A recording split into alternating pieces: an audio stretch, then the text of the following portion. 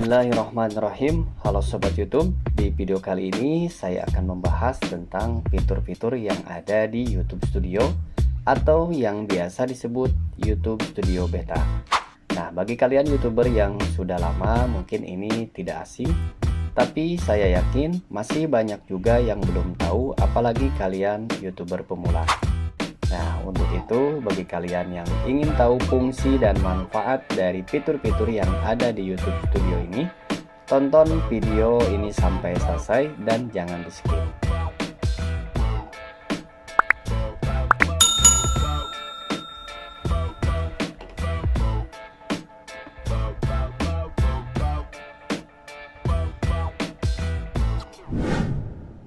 Oke sobat, ini adalah tampilan YouTube Studio ya, di komputer atau di laptop ya. Jika kalian menggunakan handphone, itu bisa mengakses di Google Chrome.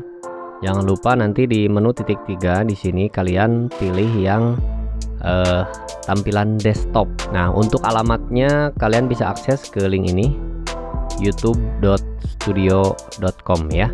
Untuk di bagian pertama kita akan diarahkan ke menu dashboard ya. Nah, ini adalah YouTube channel saya yang ketiga ya. Jadi saya mengurus 4 channel, tapi baru satu yang monetisasi karena ini sendiri channel baru ya, baru 593 subscriber. Nah, untuk di menu dashboard ini apa saja yang bisa kita dapatkan informasinya? Pertama, performa video baru.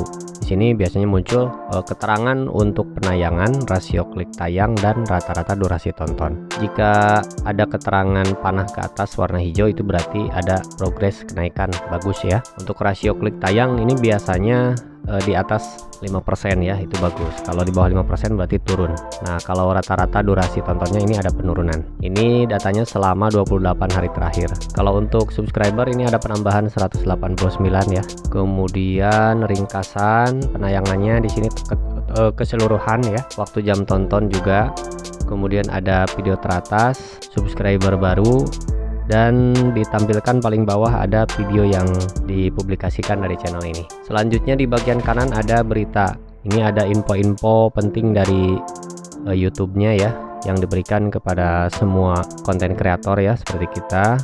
Kemudian ada juga ide-ide ya untuk kita pelajari. Oke, itu adalah menu dashboard.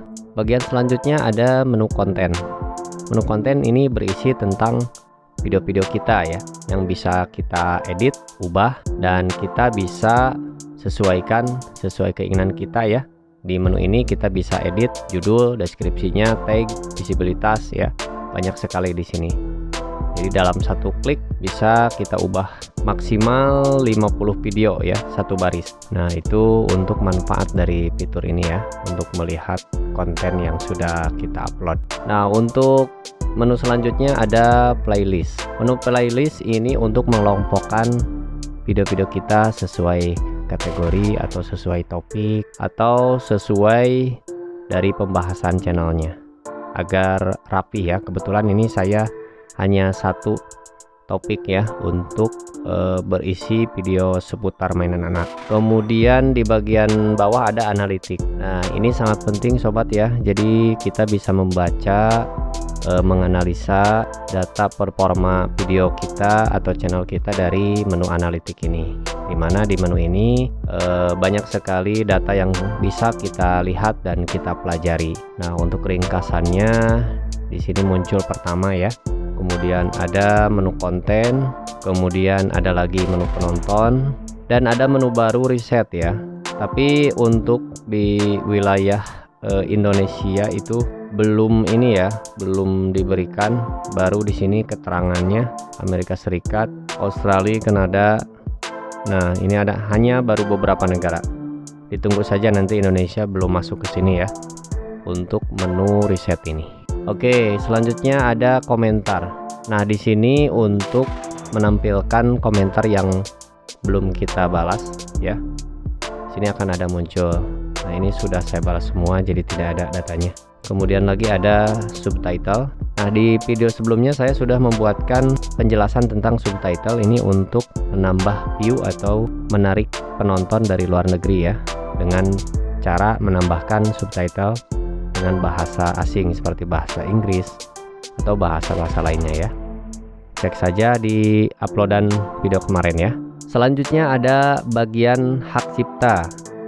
Nah, di bagian ini kalau misalkan video kalian ada yang terkena hak cipta, entah itu dari musik atau dari yang lain, maka akan ada keterangan yang muncul di bagian ini. Kalian tinggal selesaikan sesuai instruksinya ya masalahnya. Nah, ini kan tidak ada ya, berarti aman.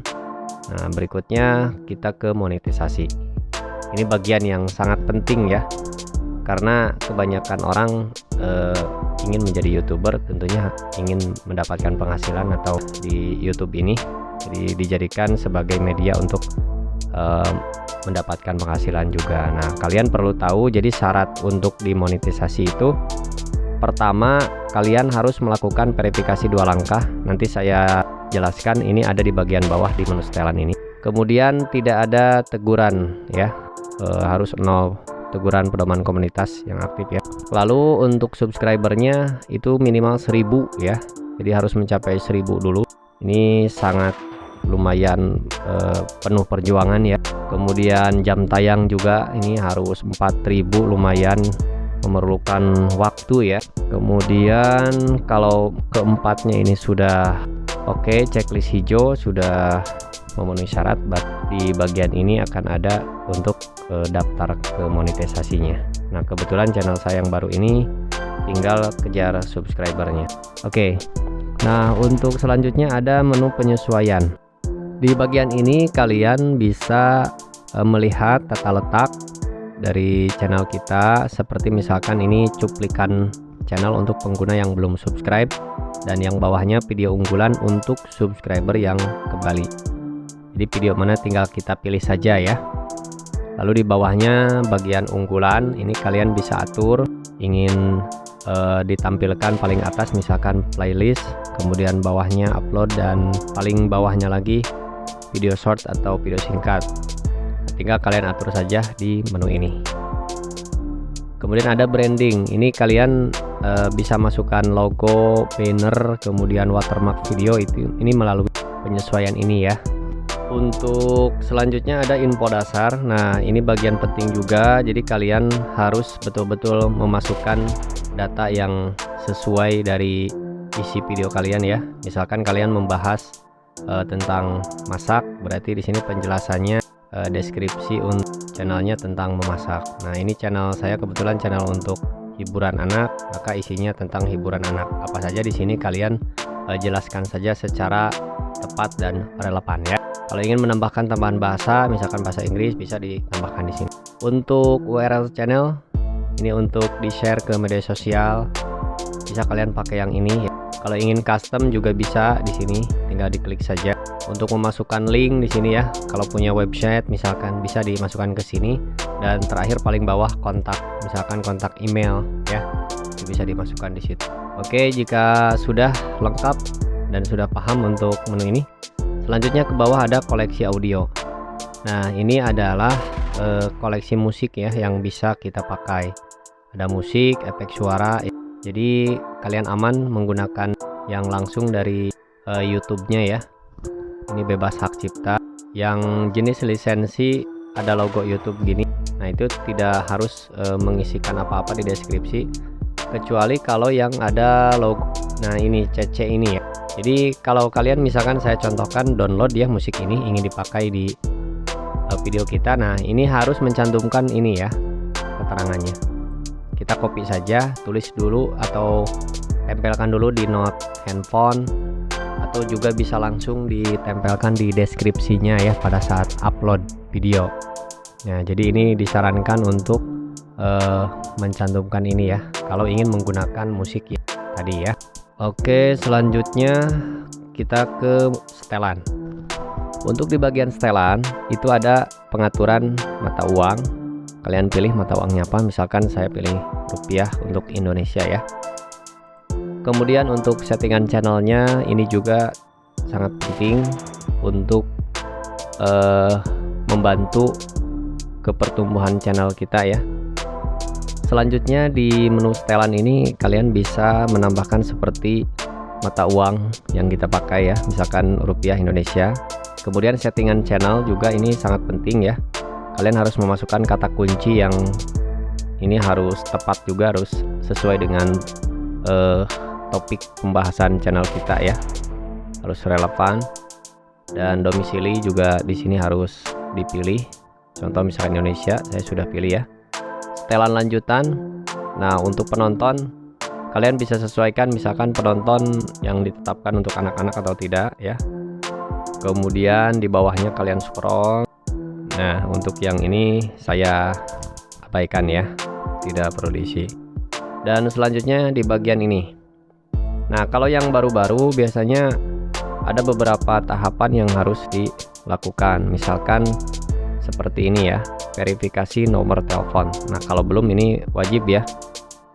Karena untuk mendapatkan fitur-fitur ini.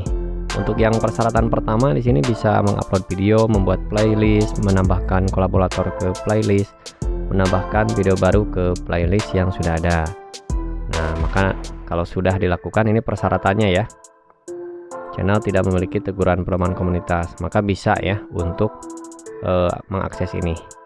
Berikutnya fitur ini untuk memeriksa telepon, jadi verifikasi telepon dulu, baru bisa ya untuk custom thumbnail. Jadi tidak dari bawaan ya kalau sudah verifikasi telepon. Kemudian kita juga bisa upload video yang berdurasi lebih dari 15 menit. Kemudian bisa memanfaatkan live streaming juga. Dan terakhir mengajukan banding atas klaim konten ID. Oke, dan semua sudah saya bahas ya. Untuk yang paling bawah ini kirim masukan. Ini hanya jika kita punya masalah atau terjadi kendala ya. Untuk channel kita bisa mengeluhkan lewat sini ke pihak YouTube-nya. Oke sobat, saya rasa semua sudah saya lengkap bahas ya. Tapi apabila ada kesalahan atau ada kekurangan, saya mohon maaf. Dan jika masih belum puas atau ada yang ditanyakan, silakan bisa komentar di bagian kolom komentar ya. Untuk informasinya sekian dulu. Terima kasih bagi yang sudah menonton. Sampai di sini dulu. Wassalamualaikum warahmatullahi wabarakatuh.